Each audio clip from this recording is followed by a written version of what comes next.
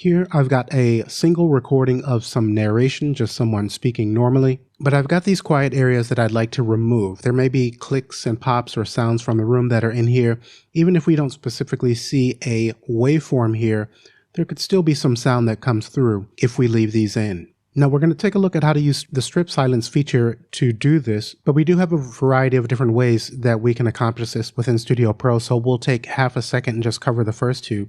Now kind of a long way to do this would be to click on our split tool here, and then I can make a cut and then make a cut here. Let's come back to our arrow tool. I can select that. Now you can see that piece. We just pressed delete on our QWERTY keyboard to remove that out. Let's Control Z and also remove those cuts. If you notice, it was snapping our split tool, and that's because our snap is turned on. So if we again come to the split tool, now you can see this is snapping. Let's left click and hold in the ruler and drag down. And our quantized value is set to quarter notes, so it's snapping to these quarter note subdivisions. So if we'd like to be precise, we could always change to a higher resolution, or we could just simply turn the snap off. And then now I can make cuts anywhere that I'd like. Let's come back to our arrow tool. You can also press 1 to come back to your arrow tool. And then now I can select these events and then just press delete on the QWERTY keyboard. But let's zoom out and we will undo to bring everything back. Now another way that we could work would be to activate this bracket, and you can see that our arrow tool and range tool are now both active. So when we hover at the top half of our audio event, we're working with the range tool. When we move past this center line, we then switch to the arrow tool and its functionality. So now with this bracket selected, we can just come up to the top with the range tool. Let's actually left click hold in the ruler and zoom in a bit. We can hover at the top. Our snap is off because if this is on, we would again be snapping to whatever value we have set here, but we'll turn the snap off. Now let's select this range, and then all I have to do is press delete on the QWERTY keyboard, and that's been taken out. I can come here, select this range, press delete. Let's zoom out a bit. I can come here, select that range and delete, select this range and delete. You get the idea.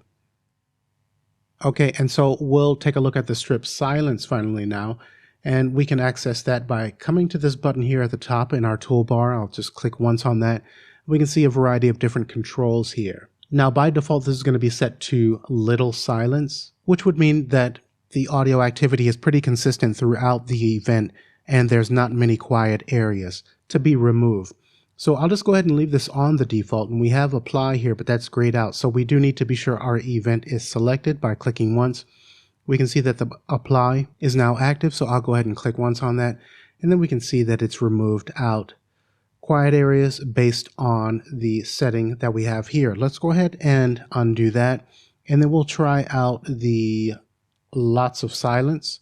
Our event is still selected. Let's click on apply. Okay. So we can see the results here. These are not really quite working out for what we've got. I think it's removing too much. Let's come to noise floor, apply, okay, undo that. And then the final option is we can do things manually. So let's go ahead and choose manually. By default, this is going to be -30. So anything that is below -30 dB will be removed. And we have the open threshold and close threshold.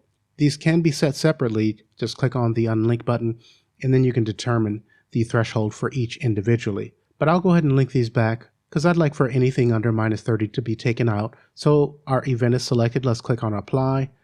Okay, we can see how that works. I still feel like maybe it's a bit too much. So let's take up the threshold here to maybe say 24, apply. Let's zoom in here. Maybe a bit much is being cut off, so let's just try 26 and we'll call it with this, apply. Okay, so this is looking pretty good. Let's zoom out a bit.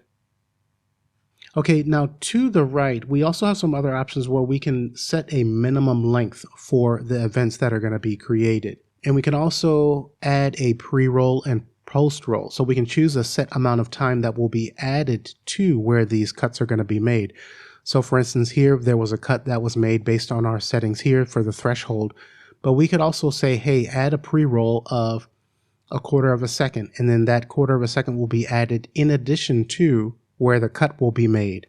And to the right of the pre and post roll, we have fade in and fade out. And this will allow us to add a fade in or fade out to the pre and post roll material that will be added. So I hope that makes sense. Now, if you ever like to go back to the default settings, we have a default button, so we can just click once on that here, and then everything will be set to its initial state. Okay, I hope this has been helpful, and thanks for watching. If you're interested in speeding up your learning curve with Studio Pro 8 or earlier versions of Studio One, I do provide one-on-one training directly with me over Zoom.